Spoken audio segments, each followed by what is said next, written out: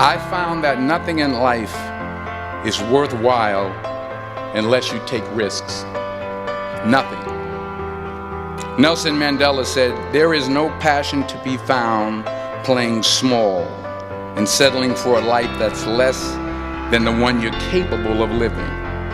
Now, I'm sure in your experiences in school and applying to college and picking your major and deciding what you want to do with life, I'm sure people have told you to make sure you have something to fall back on. Make sure you got something to fall back on, honey.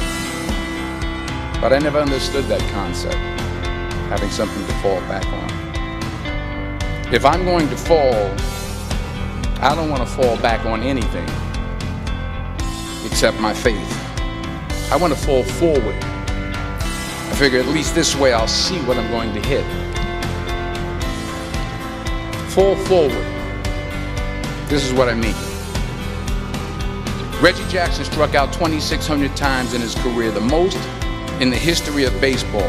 But you don't hear about the strikeouts. People remember the home runs. Fall forward. Thomas Edison conducted 1,000 failed experiments. Did you know that? I didn't know that. Because the 1,001st was the light bulb. Fall forward. Every failed experiment is one step closer to success. You've got to take risks, and I'm sure you've probably heard that before, but I want to talk to you about why that's so important. I got 3 reasons, and then you can pick up your iPhones. First, you will fail at some point in your life. Accept it. You will lose. You will embarrass yourself. You will suck at something. There's no doubt about it. Here's my second point about failure. If you don't fail, you're not even trying. I'll say it again. If you don't fail, you're not even trying. My wife told me this great expression. To get something you never had, you have to do something you never did. Les Brown's a motivational speaker. He made an analogy about this. He says, imagine you're on your deathbed, and standing around your deathbed are the ghosts representing your unfulfilled potential.